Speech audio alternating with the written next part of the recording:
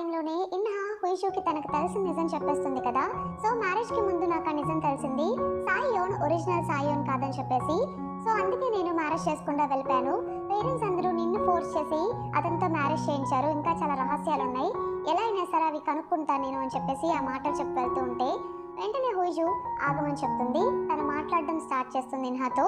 ఏమని చెప్తుందంటే, వాళ్ళు నన్ను చూస్ చేసుకోవడం కాదు, నేనే సాయియోని చూస్ చేసుకున్నాను. నాకు సాయియోన్ అంటే చాలా ఇష్టం. ఇంకొకటి చెప్తున్నాను, అందరికీ వాళ్ళ సీక్రెట్స్ ఉంటాయి. అలాగే నేను కూడా సాయియోన్కి చాలానే అబద్ధాలు చెప్పాను. ఇంక్లూడింగ్ నేను మాట్లాడలేనని కూడా అబద్ధం చెప్పాను. సో నేను అతని సీక్రెట్స్ని యాక్సెప్ట్ చేస్తున్నాను అన్నట్టు చెప్తుంది. ఇన్హా తను సడన్గా మాట్లాడేసరికి చాలా హ్యాపీగా ఫీల్ అయ్యి, ఇలా ఉంటుందన్నమాట నీ వాయిస్. చిన్నప్పుడు ఎప్పుడో విన్నాను. చిన్నప్పుడు నన్ను సిస్టర్ అని చెప్పేసి నా పేరుతో పిలుస్తూ ఉంటే నాకు చాలా హ్యాపీగా ఉండేది. ఇన్ఫాక్ట్ మీ అమ్మగారు అంటే నాకు ఇష్టం లేదు, బట్ నువ్వు అంటే నాకు ఎప్పుడూ ఇష్టమే. చాలా సంతోషంగా ఉంది నీ వాయిస్ వినడం అని చెప్పేసి ఇన్హా అంటుంది. యాక్చువల్లీ ఇన్హా మంచిదే అనమాట. ఎప్పుడు తను హుయిషుని ప్రేమిస్తూనే ఉంటుంది ఒక సిస్టర్గా. హుయిషు వాళ్ళ అమ్మగారు అంటే ఇన్హాకి పెద్దగా ఇష్టం ఉండదు, అంతే. ఇన్హా వెళ్ళిపోయిన తర్వాత చాలాసేపు తను సాయియోన్ కోసం వెయిట్ చేస్తూనే ఉంటుంది. అయినా సాయియోన్ రాకపోయేసరికి కంటిన్యూస్గా కాల్స్ ఇంకా మెసేజెస్ చేస్తూనే ఉంటుంది అనమాట సాయియోన్కి. బట్ లిఫ్ట్ చేయడు సాయియోన్. ఏమైందని చెప్పి తను చాలా కంగారు పడిపోయి వెంటనే పోలీసులకి కాల్ చేస్తుంది. నా హస్బెండ్ కనిపించట్లేదు అని చెప్పేసి.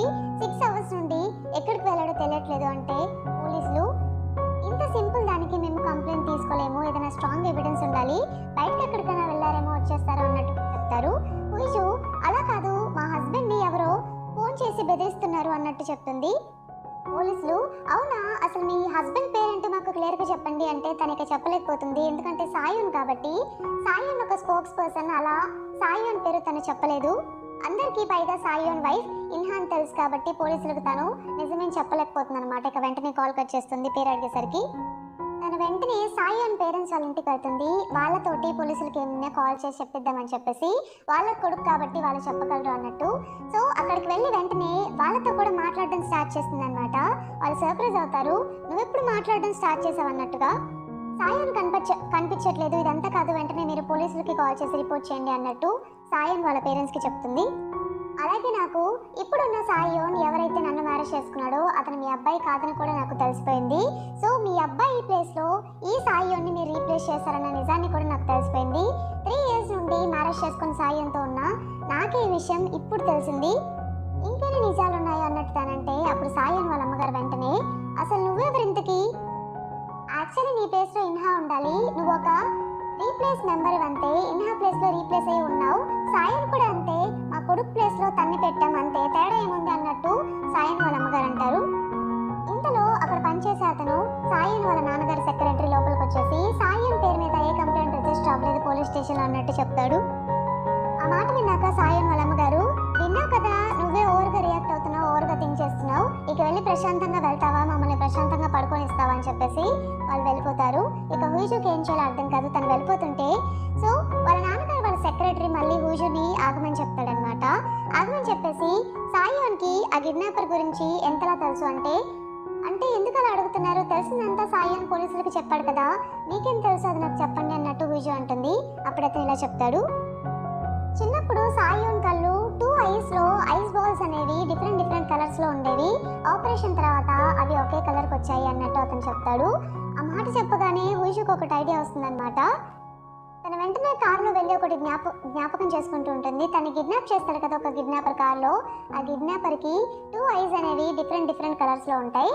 సో అప్పుడే తనకు అర్థమవుతుంది, అంటే అతను ఎవరో కాదు, ఒరిజినల్ సాయియోన్ అని చెప్పేసి. తనకు చాలా బాధపడుతూ ఏడుస్తూ ఉంటుందన్నమాట, సాయియోన్కి ఏమైందని చెప్పి. ఇంతలో సాంగ్యూ నుండి తనకి కాల్ వస్తుంది. వెంటనే కాల్ లిఫ్ట్ చేయగానే హాస్పిటల్కి రా అన్నట్టు సాంగ్యూ చెప్తాడు. హడావిడిగా తనిక ఏడ్చుకుంటూ హాస్పిటల్కి వెళ్తుందన్నమాట. అక్కడికి వెళ్ళగానే సాంగ్యూని చూసి సాయియోన్కి ఏమైంది అని చెప్పేసి గట్టిగా అరుస్తూ ఉంటుంది. సాంగ్యూ కూడా కొన్ని దెబ్బలు తగులుతాయి అనమాట. అవేం పట్టించుకోకుండా తన సాయియోన్ గురించి అడుగుతూ ఉంటుంది. సాంగ్యూ అసలు ఏం జరిగిందో చెప్తాడనమాట. సో నేను జియోంగ్ జింగ్సిక్ అని చెప్పేసి ఒక అతన్ని మీట్ అవ్వడానికి వెళ్ళాను. ఆర్ఫనేజ్ కేసు ఉంది కదా, మిస్సింగ్ చిల్డ్రన్. సో దాంట్లో ఇతని గురించి తెలిస్తే ఏమైనా లీడ్స్ దొరుకుతాయేమో అతనితో మాట్లాడడానికి వెళ్తే అతను నాతో ఏం మాట్లాడలేదు. సరే అని రిటర్న్ వస్తూ ఉంటే రిటర్న్ వచ్చేప్పుడు సాయియోన్ అదే డైరెక్షన్లో వెళ్ళడం నేను అబ్జర్వ్ చేశాను. ఏంటని నేను కూడా ఫాలో అయ్యి అక్కడికి వెళ్ళాను. అక్కడికి వెళ్ళేసరికి మిస్టర్ జియోంగ్ హౌస్ అంతా అది ఫిషింగ్ స్టాల్ అన్నమాట. అదంతా మంటలతో కాలిపోయింది. లోపల వాళ్ళిద్దరు పడిపోయి ఉన్నారు, మిస్టర్ జియోంగ్ ఇంకా సాయోన్. నేను వెంటనే వాళ్ళిద్దరిని బయటకు తీసుకొచ్చేసి హాస్పిటల్ అడ్మిట్ చేశాను అన్నట్టు సాంగ్యూ చెప్తాడు.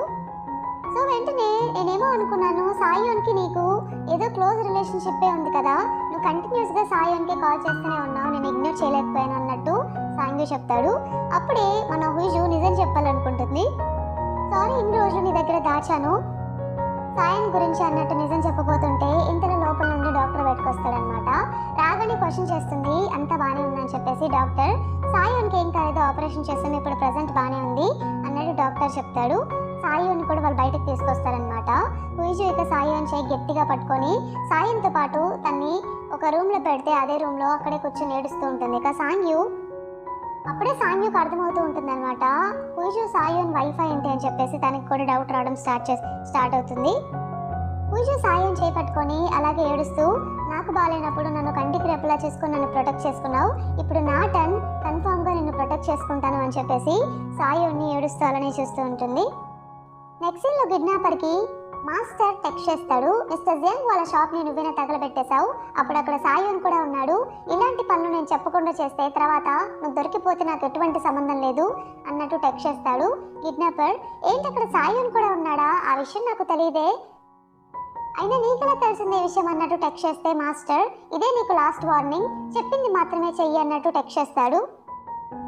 నెక్స్ట్ సీన్లో మనకి సాయోన్ అసలు తన చిన్నప్పుడు జరిగిందేంటో క్లియర్గా గుర్తు చేసుకుంటాడనమాట. మనకు కూడా సాయోన్ చిన్నప్పుడు జరిగిన పాస్ట్ని చూస్తారు, అసలు బ్యాక్ స్టోరీ ఏం జరిగిందో.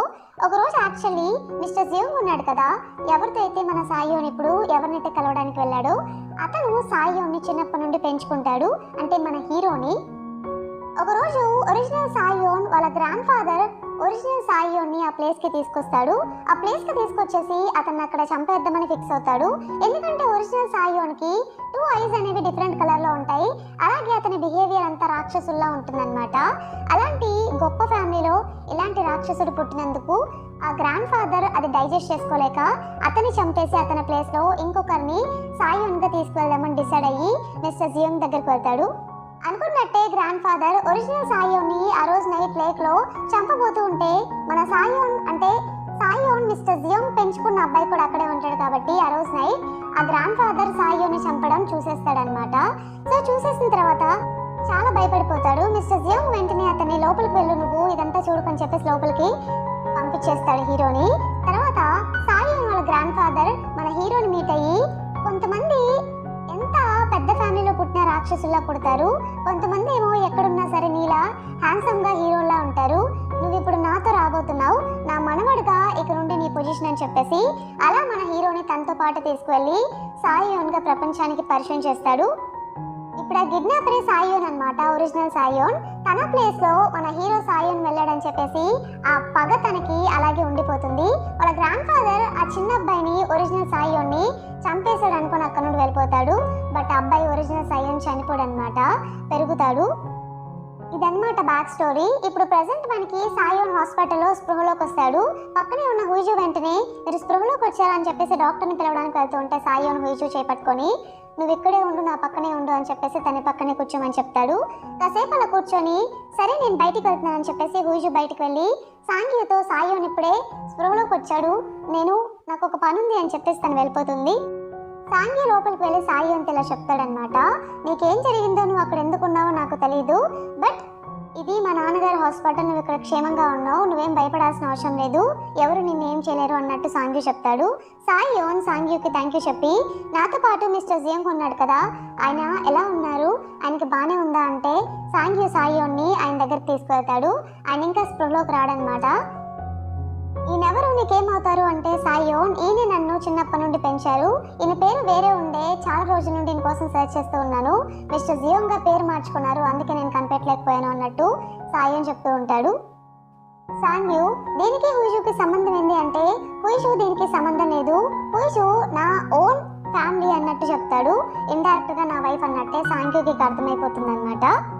సాంగ్యూ క్వశ్చన్ చేస్తాడు, మరి ఎందుకు ప్రపంచానికి చెప్పట్లేదు అంటే, ఏమని చెప్పమంటావు, నా పొజిషనే చాలా కష్టంగా ఉంది, ఎవరు ఎక్కడి నుండి ఎటువైపు నుండి నన్ను అటాక్ చేస్తారో తెలీదు, అలాంటి సిచ్యువేషన్లో ఉన్న నేను నా వైఫ్ అని చెప్పేసి అందరికీ పరిచయం చేసి తన తన్ని కూడా డేంజర్లో పెట్టమంటావా, తనని నేను జాగ్రత్తగా చూసుకోవాలి అన్నట్టు సాయోన్ క్లియర్గా సాంగ్యూకి చెప్తాడు. అప్పుడు సాయోన్ మంచివాడే అని చెప్పేసి అర్థం చేసుకుంటాడు. అలాగే సాయోన్ కూడా నిన్ను అపార్థం చేసుకున్నాను, ఐఎమ్ సో సారీ. అలాగే నాకు ఫోన్ చేశాడు కదా, నన్ను బెదిరిస్తూ ఉన్నాడు ఒక కిడ్నాపర్, అతను ఎవరో కాదు, నువ్వు ఒక కేసులో ఆర్ఫనేజ్ కేసుని డీల్ చేస్తూ ఉన్నావు కదా, ఆ కేసులో కూడా అతను ఇదంతా చేసి ఉంటాడు అన్నట్టు నాకు డౌట్గా ఉంది అన్నట్టు సాయోన్ చెప్తాడు సాంగ్యూతో. ఎలా అన్నా సరే అతన్ని పట్టుకోవాలి అన్నట్టు చెప్తాడు. ఇక తన రూమ్కి వెళ్ళిపోయి మెసేజెస్ చూసుకుంటూ ఉంటాడనమాట. తన ఫోన్కి ఇప్పటి వరకు మన హూజు పెట్టిన టెక్స్ట్లన్నీ చదువుతూ ఉంటాడు. అప్పుడే హూజు ఎంత టెన్షన్ పడిందో సాయోన్కి అర్థమవుతుంది. ఒక నర్స్ వస్తుంది మన సాయోన్ బీపీ చెక్ చేయడానికి. నా ఫ్యామిలీ మెంబర్ బయటే ఉన్నారా అన్నట్టు ఇండైరెక్ట్గా హూజు గురించి అడిగితే నర్స్ బయట ఎవరు లేరు అన్నట్టే చెప్తుంది సాయోన్. అదేంటి హూజు ఎక్కడికి వెళ్ళిందని చెప్పి థింక్ చేస్తాడు. హూజు ఇంటికి వెళ్తుంది. ఇంటికి వెళ్ళిపోయి సాయోన్ రూమ్కి వెళ్ళి ఆ ఫోన్ ఉంది కదా కిడ్నాపర్ ఫోన్, దానివల్ల ఇదంతా అని చెప్పేసి తన కోపం వచ్చి ఆ ఫోన్ కోసమే సెర్చ్ చేస్తూ ఉంటుంది. ఫైనల్లీ సాయోన్ రూమ్ లో ఆ ఫోన్ తనకి దొరుకుతుందన్నమాట. సాయోన్ వాళ్ళ నాన్నగారు ప్రెసిడెంట్ క్యాండిడేట్ కాబట్టి మార్కెటింగ్ కోసం ఒక చిన్న కుకింగ్ ప్రోగ్రామ్ లో పార్టిసిపేట్ చేస్తాడు. సో ఒక ఇంటర్వ్యూ ఇస్తాడనమాట. తను కుక్ చేస్తాడు డైలీ వాళ్ళ వైఫ్ కోసం అని చెప్పుకోవడానికి. ఆ ఇంటర్వ్యూ జరుగుతూ ఉంటుంది. అక్కడ రిపోర్టర్స్ వాళ్ళందరూ షూట్ చేస్తూ ఉంటారు. ఒక పక్క సాయోన్ వాళ్ళ నాన్నగారేమో మా వైఫ్కి క్రాఫ్ట్స్ అంటే చాలా ఇష్టం, డైలీ తన కోసం నేను ప్రిపేర్ చేస్తూనే ఉంటాను అన్నట్టు చెప్తూ ఉంటాడు. ఒక బ్రతికున్న క్రాబ్ని అక్కడ పెడతారనమాట. అదేమో ఆయన ఫింగర్ని బైట్ చేస్తుంది. ఆయన కోపం వచ్చేసి గట్టిగా యాడ్ చేసి దాన్ని ఇసిరి కొడతారు. ఇంటర్వ్యూలోనే అంతా షూట్ అవుతూనే ఉంటుంది. మళ్ళీ ఏమో డైలీ ఇలానే చేస్తూ ఉంటాను, సరదాగా ఊరికి నవ్వించడానికి అని చెప్పేసి కామెడీ చేస్తూ ఉంటాడు. అలాగే మీ అందరికి ఒకటి చెప్పాలనుకుంటున్నాను, మా అబ్బాయి స్పోక్స్ పర్సన్ ఈరోజు ఇక్కడికి రావట్లేదు, ఈ ప్రోగ్రాంలో పార్టిసిపేట్ చేయట్లేదు, అందుకే నేను ఒక స్పెషల్ గెస్ట్ని ఇన్వైట్ చేశాను అని చెప్పేసి చెప్తాడు. సో ఎవరిని ఇన్వైట్ చేస్తాడంటే ఇన్హాని ఇన్వైట్ చేస్తాడనమాట. సాయోన్ వైఫ్ తో తెలుసు కదా అందరికి ఇన్హా. సో కావాలని చెప్పి వాళ్ళందరికీ ఇన్హా మా అబ్బాయి వాళ్ళ వైఫ్ అని చెప్పి పరిచయం చేయడానికి అక్కడికి తీసుకొస్తాడు. ఇంకో పక్క మన హూజుకి ఆ కిడ్నాపర్ ఫోన్ దొరికింది కదా, అదంతా పోలీసులకు చెప్పేద్దామని చెప్పేసి ఆ ఫోన్ తీసుకొని పోలీస్ స్టేషన్కి వస్తుంది. అప్పుడే సాయోన్ కూడా వేరే కార్ తీసుకొని వస్తాడు అక్కడికి. సో సాయోన్ చూసి మీరేం చేస్తున్నారు ఇక్కడ అంటే, నువ్వేం చేస్తున్నావు అది చెప్పు ముందని చెప్పేసి తన చేతిలో ఉన్న కవర్లో చూస్తే ఆ ఫోన్ ఉంటుంది. ఏంటి నువ్వు ఇదంతా రిపోర్ట్ చేయడానికి వెళ్తున్నావా, అలా చెయ్యొద్దు నా మాట విను అంటే హూజు ఇలా చెప్తుందనమాట చాలా బాధగా ఏడుస్తూ. ఏంటి అలా అంటారు, నాకు అంతా నిజం తెలిసిపోయింది, ఒరిజినల్ సాయోన్ మీరు కాదు, ఎవరైతే నన్ను కిడ్నాప్ చేసి ఇదంతా ట్రై చేస్తున్నాడో అతనే ఒరిజినల్ సాయోన్, అతని వల్ల ఎప్పటికైనా మీకు రిస్కే, అలాగే నాకు కూడా. అదే తెలియకుండా పిచ్చి దానిలో అతనితో టైఅప్ అయ్యిన రోజులు మీకు హామ్ చేద్దామని నేను చూశాను, ఇంతకన్నా తప్పు చేసి ఎవరన్నా వైఫ్ ఉంటారా అన్నట్టు ఏడుస్తూ చెప్తూ ఉంటుంది సాయోన్. అదంతా నువ్వు పట్టించుకోకు, అదంతా నాకు మ్యాటర్ కాదు. సో నీకు ఇప్పుడు ఒరిజినల్ సాయోన్ నేను కాకపోయినా నీకు మ్యాటర్ కదా అంటే, నీకు ఓకేనా అంటే అప్పుడు హూజు నాకెందుకు ఓకే కాదు, నేను మాట్లాడను అని మీకు తెలిసి అయినా కూడా నన్ను యాక్సెప్ట్ చేశారు, మాట్లాడతానని తెలిసి, అలాగే మీకు ఇలా డివోర్స్ ప్లాన్ చేసింది నేనే అని తెలిసి కూడా నన్ను యాక్సెప్ట్ చేశారు. ఎన్ని ఫ్లాస్ నన్ను యాక్సెప్ట్ చేసినప్పుడు మిమ్మల్ని నేను ఎందుకు యాక్సెప్ట్ చేయను, ఇదంతా నాకు మ్యాటర్ కాదు, మీరే నాకు మ్యాటర్ అన్నట్టు తను చెప్తుంది. సాయోన్ హూజుని హక్ చేసుకొని నా మాట విని ఇదంతా పోలీసులకు రిపోర్ట్ చేయొద్దు, నేను చూసుకుంటాను, ఈ విషయం బయటికి తెలిస్తే అది నీకే డేంజర్, అది నేను తట్టుకోలేను అన్నట్టు తన్ని వెళ్ళొద్దని చెప్పి ఆపుతాడనమాట. హూజు కూడా సరే అని చెప్తుంది. ఇంకో పక్క ఇన్హా ఆ కుకింగ్ ప్రోగ్రామ్ లో పార్టిసిపేట్ చేస్తూ ఉంటుంది కదా. సో ఇన్హా అందరి ముందు అక్కడ షూటింగ్ జరుగుతూ ఉంటే సాయోన్ ఫోటో చూసి సాయోన్ అసలు వాళ్ళ అమ్మలా నాన్నలా ఎవరిలాగా అసలు ఉండడు, పోలికలు సాయోన్కి ఎవరొచ్చాయి అంటారు అని కావాలని చెప్పి క్వశ్చన్ అడుగుతుంది. ఒరిజినల్ సాయోన్ తను కాదని తెలిసి అడుగుతుంది అనమాట. వెంటనే సాయోన్ వాళ్ళ నాన్నగారు ఏంటలా అంటావు, చిన్నప్పుడు ఎప్పుడు సాయోన్ అలానే ఉంటాడు, నాలాగే ఉంటాడు, సేమ్ నా కళ్ళే సాయోన్ అన్నట్టు అంటే అప్పుడు ఇన్హా మీ అందరికీ చిన్నప్పుడు సాయోన్ ఎలా ఉంటాడో చూడాలని ఉందా అన్నట్టు కావాలని ఆ రిపోర్టర్స్ని అడుగుతుంది. వాళ్ళందరూ అవును అవును అని చెప్పి గట్టిగా అరుస్తారు. అక్కడ ఒక రిపోర్టర్ క్వశ్చన్ చేస్తాడు ఇన్హాని, మీకు మ్యారేజ్ అయిన తర్వాత ఏ ఈవెంట్లో ఎందుకు మీరు కనిపించలేదు అన్నట్టు. ఇన్హా అప్పుడు ఇలా చెప్తుంది, ఏం చేయమంటారు, పెళ్ళికి ముందు సాయోన్ ఒకరని తెలుసు, పెళ్లి తర్వాత ఒకరని తెలుసు, నాకు పెళ్లికి ముందు తెలిసిన సాయోన్ ఇతనే అని చెప్పేసి అక్కడ సాయోన్ ఫోటో చూస్తుంది. పెళ్లి తర్వాత ఏమో అని చెప్పి నిజం చెప్పబోతుంటే అందరికి ఇంకా టెన్షన్ వస్తూ ఉంటుంది అనమాట. సాయోన్ వాళ్ళ అమ్మగారికి నాన్నగారికి ఎక్కడైతే నిజం చెప్పేసిందేమో అని చెప్పేసి అప్పుడే ఎవరో బయట బెల్ కొడతారు. ఎవరో అని చెప్పేసి వెంటనే చెక్ చేయడానికి సెక్యూరిటీ వెళ్తాడనమాట. ఇంతలో సాయోన్ వాళ్ళ నాన్నగారు ఎలా కవర్ చేస్తారంటే ఆ రిపోర్టర్స్ ముందు, అందుకే మార్నింగ్ టైమ్స్ డ్రింక్ చేయకూడదని చెప్పేది, డ్రింక్ చేసేదేదో మాట్లాడుతున్నాను అన్నట్టు కవర్ చేస్తారు. వాళ్ళకి ఒక పార్సల్ వస్తుంది అనమాట. యాక్చువల్లీ సాయోన్ వాళ్ళ నాన్నగారు అక్కడ ప్రోగ్రామ్ చేస్తున్నాడు కాబట్టి ఫిషెస్ ఆర్డర్ ఇస్తాడు. సో అవే వచ్చాయని చెప్పేసి అందరికీ చూస్తుంటే ఆ ఫిషెస్ ఎలా ఉంటాయంటే కట్ చేసి మళ్ళీ వాటికి కట్ చేసిన ఫిషెస్ ని కుట్లేస్తే ఎలా ఉంటాయో అలా వింత వింతగా ఉంటాయి అనమాట. సాయిన్ వాళ్ళ నాన్నగారు భయపడిపోయి వాటిని విసిరేస్తాడు. అది అబ్జర్వ్ చేసిన సాయిన్ వాళ్ళ అమ్మగారు ఇది నా కొడుకే పంపించాడని చెప్పేసి తన వెంటనే పరిగెత్తుకుంటూ వెళ్తుంది వాళ్ళ అబ్బాయిని ఫాలో అయ్యి ఎలా అయినా సరే ఎలా ఉన్నాడో కనుక్కోవడానికి. సో కార్ తీసుకొని వాళ్ళ అబ్బాయి స్కూటీ మీద వస్తే కిడ్నాపరే కదా, సో వాళ్ళ అబ్బాయి మీకు ఆల్రెడీ చెప్పాను కదా అతనే ఒరిజినల్ సాయిన్ అని చెప్పేసి సో ఫాలో అవుతూ ఉంటుంది అనమాట కార్లో. ఇక అలా జరిగినందుకు ఆ ప్రోగ్రామ్ అక్కడితో ఆపేస్తారు. ఇన్హా వెళ్ళిపోతూ ఉంటే సాయిన్ వాళ్ళ నాన్నగారు ఎందుకు ప్రోగ్రామ్ లో అలా మాట్లాడుతున్నారు అంటే, ఇన్హా మీరే కదా మరి నన్ను ఇన్వైట్ చేశారు, ఇంకెలా మాట్లాడమంటారు, నాకు తెలిసిందే చెప్పాలనుకున్నాను అన్నట్టు ఆ మాట చెప్పేసి వెళ్ళిపోతుంది. సాయిన్ ఇంకా హూజు మళ్ళీ హాస్పిటల్కి వెళ్ళిపోతారు. సాయిన్ ఆ రోజు నైట్ హూజుతో ఇలా చెప్తాడు, నాకు ఎంతసేపటికి అదే డ్రీమ్స్ లో వస్తున్నాయి, నిద్ర కూడా సరిగ్గా పట్టట్లేదు అని చెప్పేసి హూజు వెంటనే సాయిన్ పక్కనే పడుకుంటుంది అనమాట. పూజ అప్పుడు ఇలా అడుగుతుంది, నేను పోలీస్ స్టేషన్కి వెళ్ళిన విషయం మీకు ఎలా తెలుసు అని చెప్పేసి నీ ఫోన్ ఇవ్వు అంటే పూజ ఇస్తుందన్నమాట. నీ ఫోన్లో ఒక యాప్ ఇన్స్టాల్ చేశాను, నువ్వు ఎక్కడికి వెళ్ళినా కూడా నాకు తెలుస్తుంది. ఎప్పుడైతే ఆ కిడ్నాపర్ నుండి నీకు థ్రెడ్ ఉందని తెలిసిందో అప్పటి నుండి నేను ప్రొటెక్ట్ చేసుకోవడానికి నేనే ఇలా చేశాను అన్నట్టు చెప్తాడు. అప్పుడు హూజు వెంటనే అయితే నా ఫోన్లో కూడా అది ఇన్స్టాల్ చేయండి, మీరు ఎక్కడున్నారో నాకు కూడా తెలియాలి, నేను కూడా చాలా టెన్షన్ పడుతున్నాను, మీకేమైనా అవుతుందేమో అన్నట్టు తను అంటుంది. సాయోన్ రేపు ఒకవేళ ఎప్పుడైనా రోజు నేను కనిపించకపోయినా సరే నువ్వు ఎప్పుడు నా గురించి కంగారు పడకు, ఎప్పటికైనా నేను రిటర్న్ వచ్చేస్తాను. ఇప్పుడు ఆల్రెడీ తెలిసిపోయింది కదా ఎవరు ఇలా చేస్తున్నారో, ఆ ఒరిజినల్ సాయోన్ ఇలా చేస్తున్నాడు, సో నేను చూసుకుంటాను, నువ్వు ఇంకేం థింక్ చేయకు. నాకేం కావాలంటే ఈ ప్లేస్లో నేను లేకపోయినా సరే నీ హస్బెండ్గా నేను ఎప్పటికీ ఉంటాను. ఇదంతా వదిలేసి నాకు ఆ స్పోక్స్ పర్సన్ పదవి కూడా వద్దు, ఇదంతా వదిలేసి మనం ఫ్రెష్ లైఫ్ స్టార్ట్ చేయాలి, అదే నాకు కావాలి అన్నట్టు సాయోన్ చెప్తూ ఉంటాడు. ఆ మాటలకి హూజు చాలా హ్యాపీగా ఫీల్ అవుతుంది అనమాట. హూజు ఇక పడుకుండిపోతుంది. సాయోన్ హూజుని కిస్ చేస్తాడు. అప్పుడే సాయోన్కి మన సాంగ్య నుండి కాల్ వస్తూ ఉంటుంది. సాంగ్య ఏం చెప్తాడంటే మిస్టర్ జియాంగ్ ఉన్నాడు కదా ఆయన స్పృహలోకి వచ్చాడు అని చెప్పేస్తే సాయిన్ వెంటనే ఆయన్ని మీట్ అవ్వడానికి వెళ్తాడు. మిస్టర్ జియాంగ్ ఏం చెప్తాడంటే ఒరిజినల్ సాయోన్ చనిపోలేదు బ్రతికే ఉన్నాడు అన్నట్టు చెప్తాడు. సాయోన్ ఏమో తెలిసింది, ఈ పాటికి తెలిసిపోయింది నాకు అన్నట్టు చెప్తాడు. మీరేం వరీ అవద్దు, అతని గురించి నేను చూసుకుంటాను, మీరు దీని గురించి థింక్ చేయొద్దు అని చెప్పేసి మిస్టర్ జియాంగ్తో చెప్తాడనమాట. నెక్స్ట్ డే మార్నింగ్ వచ్చేసి మన హుయిజు సాంగ్యతో నిజం చెప్పేస్తుంది, నేను సాయోన్ వైఫ్ అని చెప్పేసి. సో సాంగ్య ఇలా చెప్తాడు, ఇన్ని రోజులు చాలానే దాచావు, బట్ నువ్వు మాట్లాడగలవని నాకులా తెలిసిందంటే ఒకరోజు ఆర్ఫనేజ్కి తీసుకెళ్ళినప్పుడు నువ్వు ఒక చిన్న పిల్లోడు ఏడుస్తున్నాడని చెప్పేసి పాట పాడావు, అప్పుడు నేను విన్నాను, అలానే తెలిసి నువ్వు మాట్లాడతావని, అంతకన్నా ఏం లేదు అన్నట్టు సాంగ్య చెప్తాడు. బట్ నేను నీకు ఒకటి చెప్పాలనుకుంటున్నాను, సాయోన్ ఎప్పుడు నిన్ను దూరంగా పెట్టి బయట ప్రజలకి బయట ప్రపంచానికి నిన్ను పరిచయం చేయండి, ఎందుకంటే ఎక్కడ నీకేమన్నా అవుతుందేమో భయంతో. ఎప్పుడు నువ్వు సాయోన్ గురించి తప్పుగా ఆలోచించుకు, అతను ఎప్పుడు నిన్ను ప్రొటెక్ట్ చేస్తూనే ఉన్నాడు అన్నట్టు చెప్తాడు. ఆ మాటలకి హూజు చాలా హ్యాపీగా ఫీల్ అయ్యి లోపలికి వెళ్ళి సాయన్తో మాట్లాడదామని వెళ్తుంది. సాయన్ అప్పుడు టై కట్టుకుంటూ ఉంటాడు. ఆ రోజు ఒక ఈవెంట్ ఉంటుందన్నమాట. సో అందుకే టై కట్టుకుంటూ ఉంటే మన హూజు అక్కడికి వెళ్ళి నేను హెల్ప్ చేస్తానని చెప్పి తను హెల్ప్ చేస్తుంది. అది అయిపోయిన తర్వాత సాయోన్ ఇలా చెప్తాడు, ఈరోజు ఈవెంట్ ఉంది కదా నువ్వు కూడా రావాలి, సైన్ లాంగ్వేజ్ ఇంటర్ప్రిటర్ కాబట్టి టీంతో చెప్పాను వాళ్ళతో నువ్వు రా, సేఫ్గానే రా అక్కడికి, నేను ఇక కాసేపు ఆగి స్టార్ట్ అవుతాను అన్నట్టు సాయోన్ చెప్తాడు. హుయిజు దానికి ఓకే అంటుందన్నమాట. అప్పుడే సాయోన్కి మిస్టర్ కాంగ్ నుండి కాల్ వస్తుంది, మేము హాస్పిటల్కి వచ్చాం మిమ్మల్ని చూడడానికి అని చెప్పేసి. సో దాంతో పాటు హుయిజు ఉంటే ఎక్కడ వాళ్ళకి నిజం తెలిసిపోతున్నామని చెప్పి సాయోన్ భయపడి తనే డోర్ ఓపెన్ చేసి రూమ్ బయటకు వెళ్తాడనమాట. రూమ్ లోపల హుయిజుని అక్కడే ఉండమని చెప్పేసి. సో వాళ్ళందరూ సాయోన్ చేసి చాలా హ్యాపీగా ఫీల్ అవుతారు. ఫైనల్లీ మీకేం కాలేదు, చాలా హ్యాపీగా ఉంది అని చెప్పేసి. సాయోన్ ఏంటి మీరు అందరూ సడన్గా ఎక్కడికి వచ్చారు, ఎలాగో ఇప్పుడు నేను ప్రోగ్రామ్కి వస్తాను కదా అంటే మిస్టర్ ఖాన్ వెళ్దామని చెప్పి ఫోర్స్ చేస్తాడు, అందుకే మేము కూడా వచ్చామన్నట్టు మిస్టర్ ఖాన్ మీద వదిలేస్తారనమాట. సో ఇక మీరు వెళ్ళండి నేను బాగానే ఉన్నానని చెప్పేసి వెళ్ళిపోమంటే మిస్టర్ ఖాన్ మనం ప్రాక్టీస్ చేయాలి కదా తర్వాత స్పీచ్ ఇవ్వాలి అన్నట్టు అంటే మిస్టర్ ఖాన్ అప్పుడు సాయి ఇలా చెప్తాడు మిస్టర్ ఖాన్తో, మనకి ఇది అలవాటు అయిపోయింది, సో మళ్ళీ ప్రాక్టీస్ అవసరం లేదు, మనం బెస్ట్ బడ్డీస్ కదా, ఇక మీరు వెళ్ళండి అని చెప్పేసి వెళ్ళిపోమని చెప్తారు.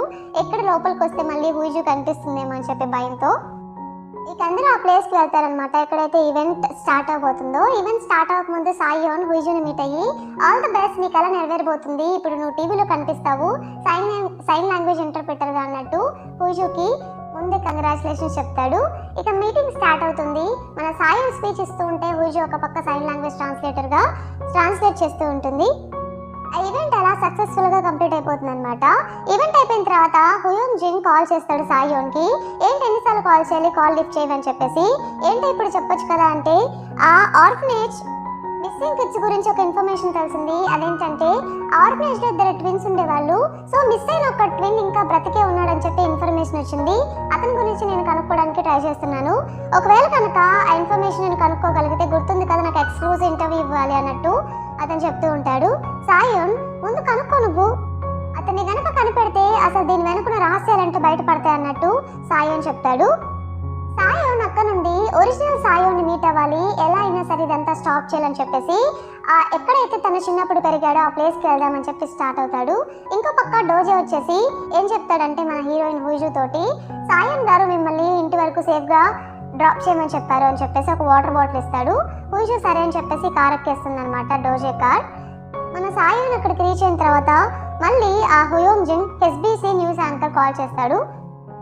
హుయోంగ్ జిన్ ఏం చెప్తాడంటే, నాకు ఇన్ఫర్మేషన్ దొరికింది, ఆ మిస్ అయిన కిడ్ ఉన్నాడు కదా ఆ ఇంకొక ట్విన్, అతని ఇన్ఫర్మేషన్ దొరికింది, నీ ఫోన్కి సెండ్ చేశాను చూసుకో అని చెప్పేసి కాల్ కట్ చేస్తాడు. సాయో నా ఫోన్లో ఎవరబ్బా అని చెప్పేసి చూస్తే అక్కడ డోజే పేరు ఉంటుందన్నమాట. సాయోన్ ఒక్కసారిగా షాక్ అవుతాడు. ఏంటి ఆ మిస్ అయిన కిడ్స్లో ఆ ట్విన్లో ఇంకొకరు డోజేనా అని చెప్పేసి. డోజేతోనే నేను తన్ని పంపించాను కదా, ఇంటి దగ్గర డ్రాప్ చేయమని చెప్పాను, ఇప్పుడు హుయిజు ఎలా ఉందో ఏంటో అని చెప్పేసి కాల్ చేస్తుంటే డోజే కాల్ లిఫ్ట్ చేయడనమాట. ఇంకో పక్క డోజే ఎక్కడ ఉన్నాడో మనకి చూపిస్తారు. డోజే హుయిజుకి ఒక వాటర్ బాటిల్ ఇస్తాడు కదా, అందులో ఏదో కలుపుతాడనమాట. స్పృహ కోల్పోయి అలా పడిపోయి ఉంటుంది బ్యాక్ సీట్లో. డోజే హుయిజుని వేరే ప్లేస్కి ఎక్కడికో తీసుకువెళ్తాడు. ఎక్కడికి తీసుకువెళ్తాడో, అసలు ఏం చెయ్యాలనుకుంటున్నారో, దీని వెనక బ్యాక్ స్టోరీ ఏంటో మనకి ఇంకా క్లియర్గా అర్థం కాదు. ఇంతటితో మనకి ఈ పార్ట్ కంప్లీట్ అయిపోతుంది. ఈ పార్ట్ మీకు నచ్చింది అనుకుంటున్నాను. నచ్చితే తప్పకుండా ఛానల్ని సబ్స్క్రైబ్ చేసుకొని వీడియోని లైక్ చేయండి.